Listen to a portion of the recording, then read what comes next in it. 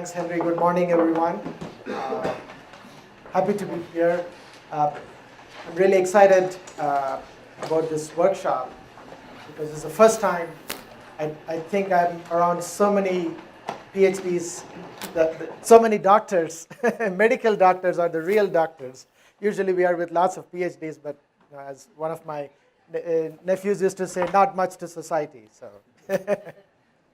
okay. So what I'm going to give today is a little overview of the monsoon, and then what are some challenges with regards to water and health. So this is based off work that we have been doing past 4 to 5 years. So to acknowledge, this is a cast of people that I would like to acknowledge, particularly Marty, who is in the audience here.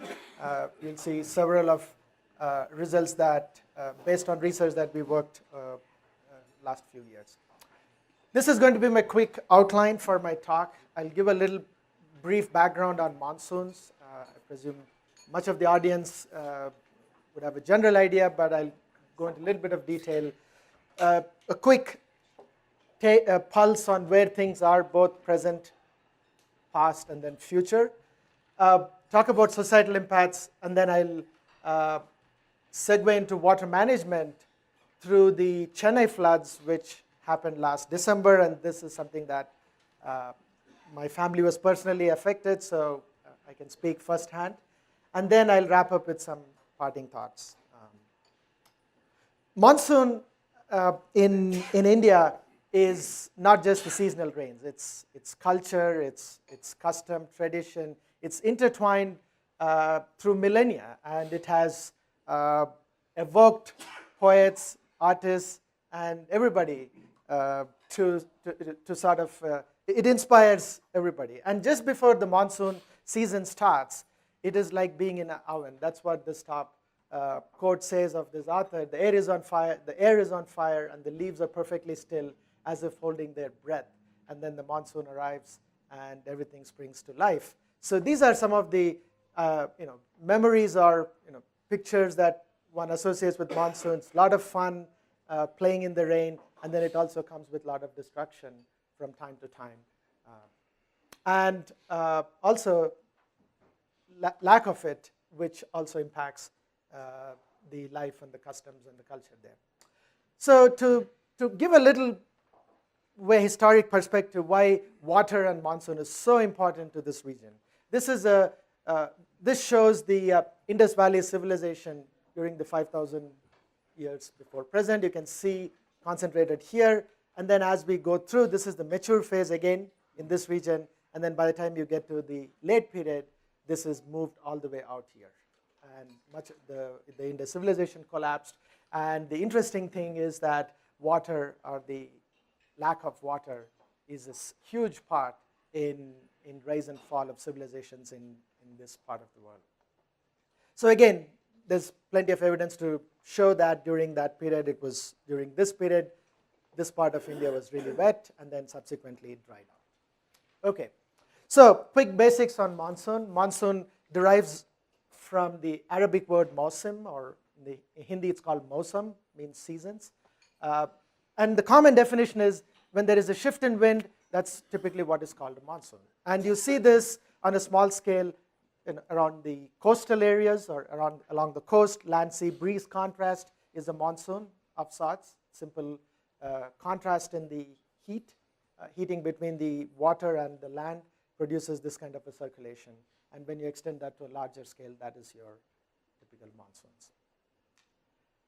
So for monsoons, you need a strong temperature gradient between land and ocean. So whenever you create that, then that's going to invoke or initiate monsoon circulation.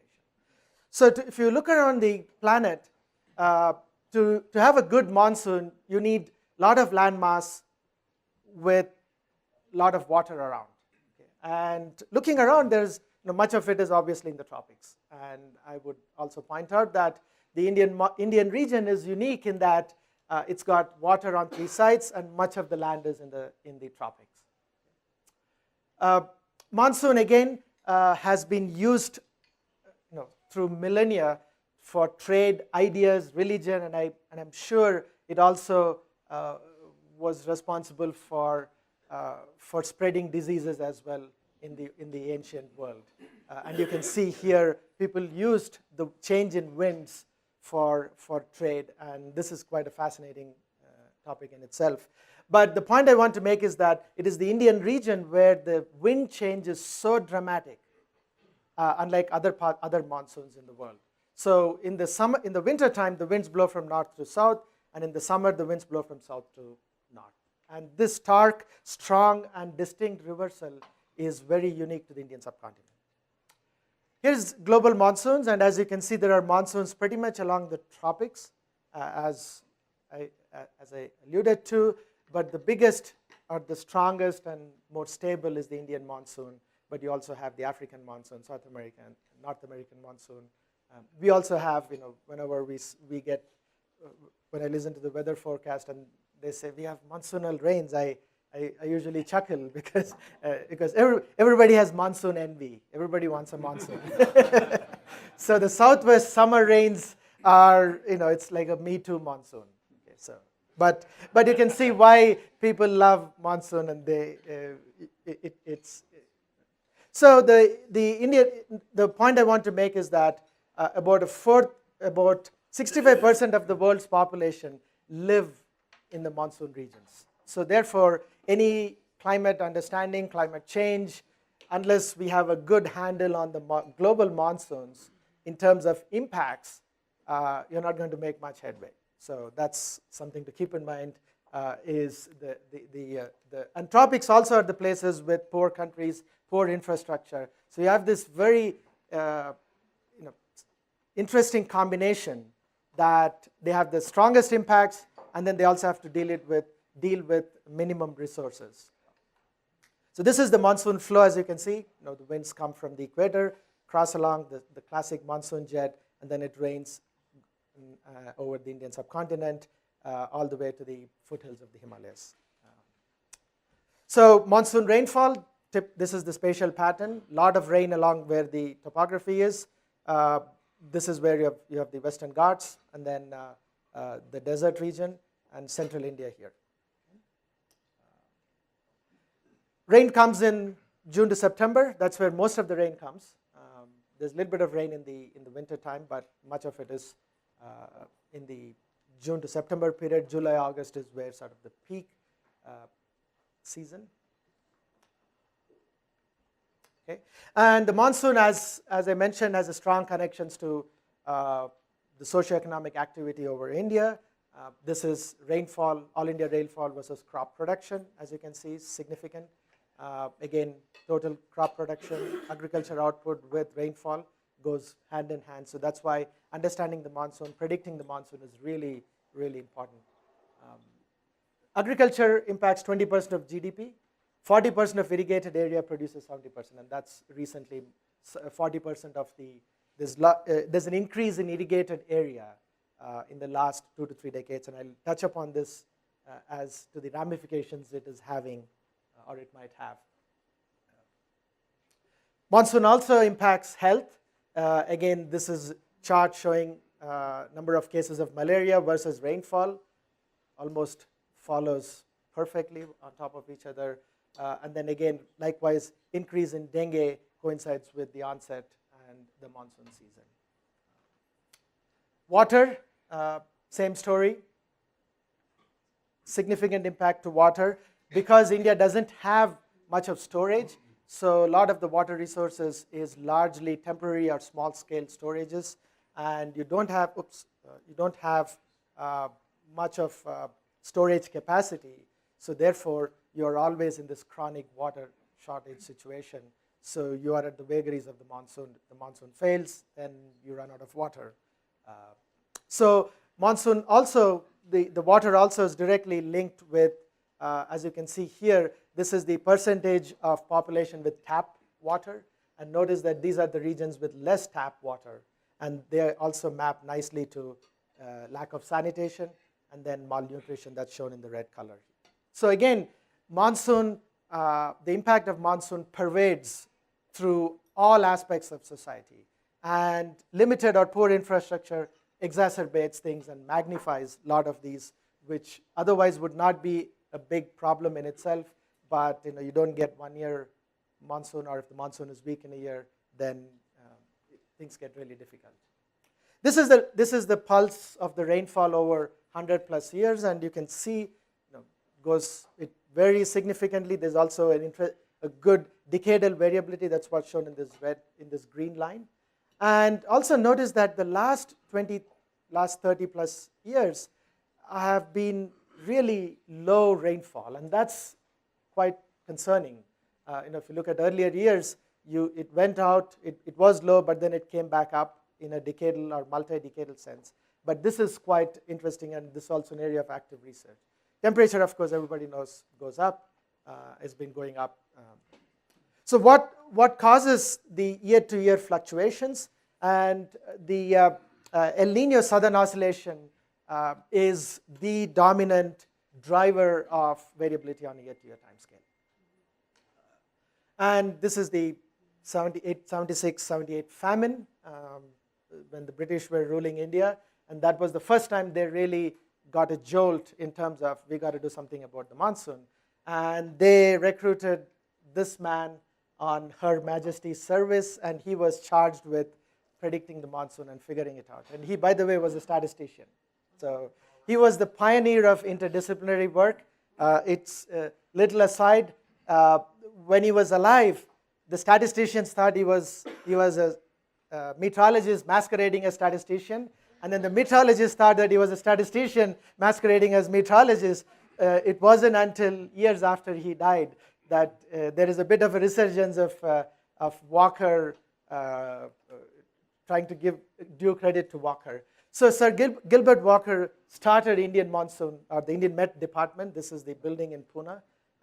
And he using simple statistical tools, a pioneer of introducing simple things like correlation and things in meteorology, identified the connections between tropical Pacific and the Indian monsoon. It wasn't much later, which we now know is the El Nino Southern Oscillation. But Walker was the first to identify and smell it out from data. The other also reasoning for rainfall variability was pioneered by Blanford several years ago, was the Himalayan snow cover, which simply says if there is good snow during the winter and spring, then you end up with a weaker monsoon, and if it is lower, you end up with a stronger monsoon. So I won't go into all the details. This is the El Nino Southern Oscillation, which you might hear from some of the climate experts that will follow me. This is the phenomenon in the tropical Pacific that during El Nino years, you end up with this strong subsidence. It's like putting a cap over India that suppresses convection and the rainfall. And this is the iconic scatter plot, if you will, of the El Nino index and the rainfall. Notice that if the index is warmer, which is El Nino, you get less rain. If the index is cooler, which is La Nina, you get more rain. And this relationship that was first identified by Walker is still at the heart of monsoon prediction. Understanding the monsoon, or the monsoon variability, is understood through this El Nino or ENSO. The interesting thing I want to point out, and this is our work with Marty and a couple of our colleagues, is that when there is El Nino, you can get a wide variety of monsoon behavior. You get most of it is dry, but you also get normal. Some years are even wet. Whereas if it's La Nina, you get always wet. And this prompted us to probe this a little bit further, and what we found is the flavor of El Nino matters a lot. In other words, whether you are warming in the Central Pacific or warming in the Eastern Pacific has a big impact on how it translates or the signatures it writes on the Indian monsoon. So it turns out if you are in the Central Pacific, that has a stronger impact on the Indian monsoon than if the warming is more in the Eastern Pacific. These are some past analog years to sort of point that out. Again, years like in 1987, 18% below normal rainfall. Again, warming is in the Central Pacific, likewise in 2002. More recently, 14 was a mild El Nino year and 15% deficit. Sorry, for 8%, and then last year was a big El Nino, which also had warming in the Central Pacific, 15%. So 2 years in a row drought, put a lot of pressure on agriculture and water. This year, luckily, it's close to normal, so everybody's breathing a sigh of relief. But an interesting aside here, I didn't have the sea surface temperature. This year is more a weak La Nina, but it hasn't resulted in a wet rainfall, and that is really of great concern going forward. There's also interesting nonlinearity. Not all El Niños or El Niño doesn't impact all throughout the season. There's interesting impacts during early part of the season and middle and late. So this nonlinearity and also spatial heterogeneity is really important, and that's something people are just starting to look at, because it's not just you get one signature over the entire country, but depending on where you are, the Indo-Gangetic Plain or central India, or you're in the early or middle or late season, you have a completely different signature. The last point I want to make here is the increase in irrigation that I pointed out earlier. This is showing March, April, May. This is the pre-monsoon season. That's when it's hot. Increase in NDVI, and the blue is significant trends in NDVI. Almost all of it is due to irrigation during the pre-monsoon season. And this is really interesting because when I was growing up, the March, April, May was just fields were all fallow. There's nothing. People wait till the monsoon to start. But now they pretty much get 3 crops throughout the year with irrigation in many parts. And this irrigation in March, April, May is actually impacting the rainfall, because once you have all that irrigation during March, April, May, when it should be hot and creating this thermal low pressure, you now suddenly have a lot of moisture in the atmosphere that weakens the monsoon, the gradient that you need for the monsoon, strong monsoon to show. As a result, it seems to impact June to September rainfall that follows the spring season. So the future pulse, so this is where we are. So this is what we know in terms of what drives the monsoon on year-to-year basis and multi-year basis. And what does the future hold? Looking at the future from the various IPCC models, again, this is work that we did with a colleague and Marty as well. This is in the temperature over India from all these different models, and as you can see, temperature indicates a strong increase. This is the rainfall, and the rainfall increase is modest, but with a lot of noise and uncertainty. So the picture is significant increase in temperature, modest increase in precip, maybe with uncertainty. So this is the change that you are looking at. Again, 10 to 15% in the end of the century relative to present. And this is the precipitable water over India, this box. So you can see that much of this increase in precipitation in these models is largely due to more moisture being pumped into the atmosphere, therefore it rains more. But there is no change in the winds, which, as I pointed out before, is the strong driver. That is the signature of the monsoon. That seems to be fairly flat, but a lot of it is purely due to thermodynamic response. We also then looked at specific attributes over India. This is pre-monsoon maximum temperature, current and then future. Number of rainy days, this is extremes. Notice that this is future, significant increase in extremes, and drying.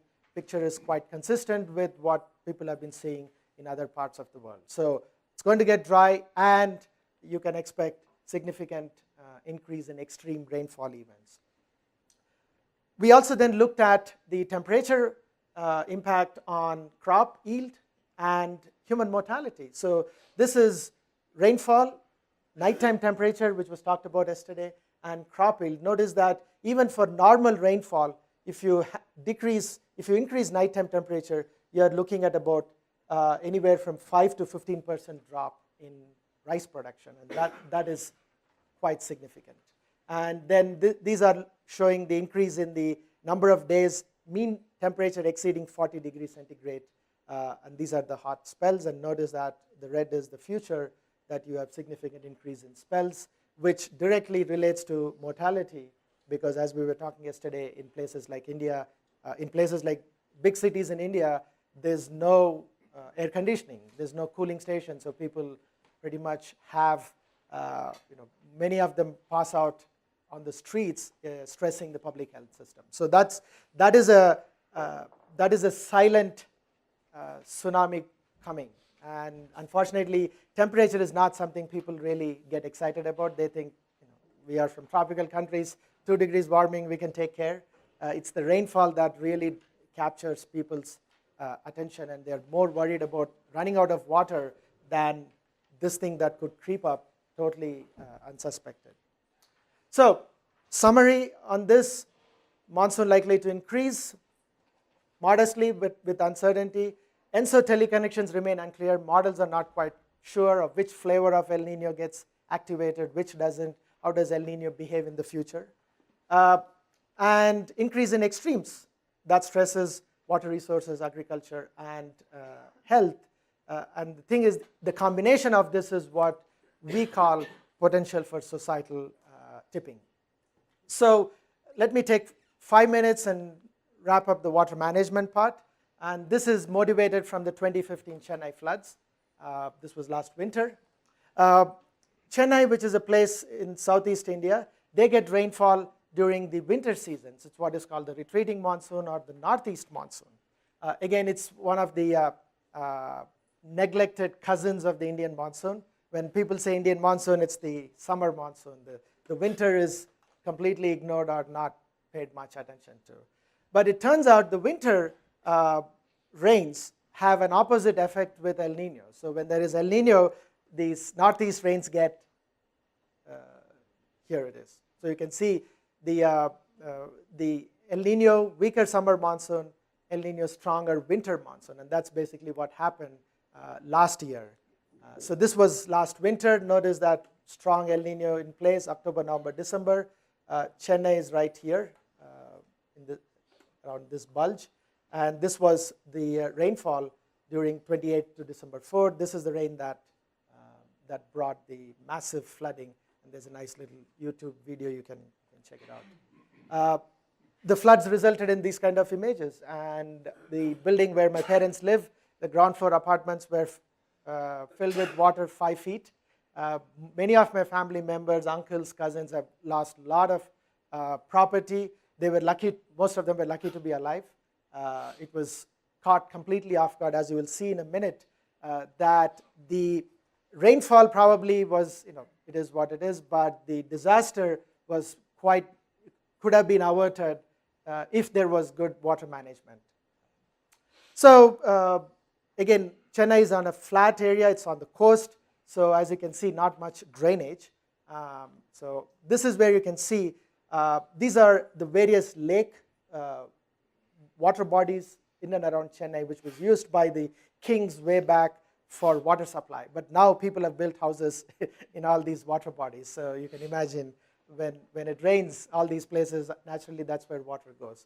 These are all the various pumps that they use to pump wastewater into the Bay of Bengal. And you can see, because it's so flat, you need so much pumping that is necessary. And during the flood, all of them were submerged, and most of them were just completely out of commission.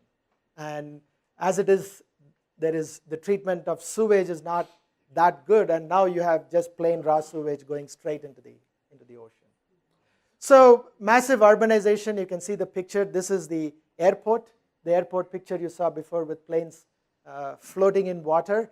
And notice that in 2015, this is the construction and urbanization around the airport. This is 2000, this is the airport. And in fact, the river, the Adayar River, actually goes through one of the runway.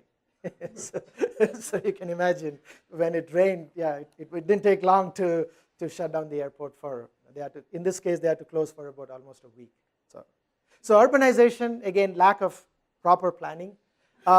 This is the picture that you can see. There was rains on 24th. There was a storm before which made the land completely saturated. And the next storm arrived December 2nd, which was the knockout. And the interesting thing was pretty much all the models were predicting this. In fact, I was issuing or giving forecasts to my family members looking at the GFS. NOAA GFS did fantastic for this period. In fact, they were predicting this big storm way before, almost 10 days ahead of time, much better than the ECMWF or the European forecast. And knowing this, and notice that these are the levels of the lake that they had to release water from. Already the lake was pretty full, and they knew this big storm was coming. They just sat on this water and didn't do anything until they start releasing right here. So they ended up releasing water after the storm, which was like 5 times the capacity of the channel that flows through the city. And then you have people all the way built up right close to the bank. So you can imagine the disaster was pretty, you can see it coming. So this prompted me to write a popular magazine article in the magazine called Frontline, and Lessons from Colorado. I do a lot of work on the Colorado River, so a lot of similarities, and I proposed 5 sort of plans or 5 steps for water management in India. And in fact, much of the floods in India, by the way, is very typical of what you saw in the Chennai flood. It's lack of management. In fact, many times the floods happen when it is sunny like this, because it rained and then they were hanging on to water, and then they didn't know what to do. They release it at the last minute after the rains are gone, and then people get flooded when it's not even raining. So there is a lot that needs to be done on the water management side. And again, these are some measures I proposed that would help in building up the water management. And questions? We have time for a few.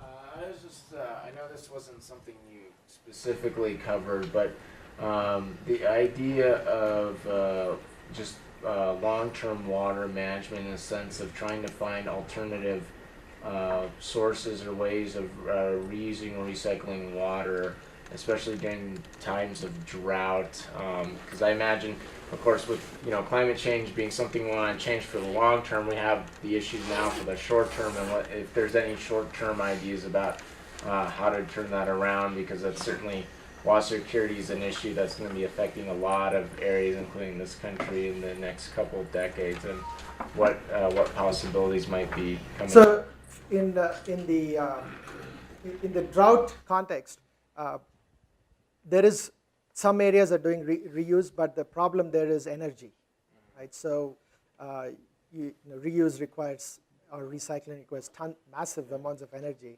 and I didn't mention that, but India is equally stressed on energy. So you don't have that luxury of simply doing reuse or recycle. People do that within individual homes. You don't throw away water that you use for bathing or washing vessels or utensils, so use it for plants, irrigation. So they do that on a small scale, but to make it large scale where you can supply reused water, that takes a lot of energy. That being said, some of the cities like Chennai, for example, has a desalination plant that is supplying water, very small amounts of water. But again, in times when, like this year, there's plenty of water, so they shut it off. But that is happening in in places along the coast. But for the most part, it's the energy that's limiting in many of these places. Jerry? So after the 2013 boulder floods, there was a lot of discussion about how that event was, and what the return period was, and whether there was a human influence. Did the same discussion happen with the Chennai floods? Yes, of course, there hasn't been a systematic study. We talked about the attribution yesterday we were discussing. There hasn't been anything like that, but the flood return period itself is more than 100 years, because the last time anything like this happened in Chennai was way back in the early part of 20th century. So one of the newspaper, the city newspaper, had pulled up from its archives, had pictures which were 1905 or 6 is when, and some of the iconic places and structures that I know of were also flooded at that time. So, but yes, it's whether it is a climate change driven, I think it's the signatures are there. The interesting thing on the meteorology, though, it wasn't a big cyclone. It was just like Boulder flood, a typical low pressure system that comes during the northeast monsoon season. It just parked itself at this strategic place, and it's as if somebody directed a hose and stayed there. In fact, just 50 miles to the west of Chennai was completely dry. Much of the state outside the coast was in rainfall deficit last season. So it was kind of interesting. in that. Water management resources, water resources manager tend to be conservative Yes, types, right? yes. So in some sense, you have to believe And I that think there's if you do something, if you let the water Yeah. out, nothing happens. That you're going to get blamed for Absolutely. doing some. And so there No, is I that think kind of, you make a very good point. And in fact, this is one of the challenges is that as I put there, overcoming culture and tradition, the thinking, and this is very similar to in Southwest, is that you operate that every year is going to be drought. So which means the optimal strategy is hoard all the water you got. So even if you have a perfect forecast, you don't want to release because the history has been you get these massive floods and then within 2 months you have water shortage. Right? So the water engineer or manager who is operating these reservoirs don't want to be the person 5 months later or 2 months later getting blamed. So the regret is also asymmetric. People think floods are, yeah, it's inconvenient, I lose stuff, but it's gone, and then I'm back. Whereas drought is what really, really worries them because if there is a drought, you don't have water until next rainy season.